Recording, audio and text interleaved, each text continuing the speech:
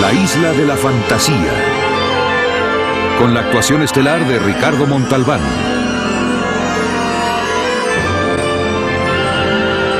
Y Hervé Villés como Tatú.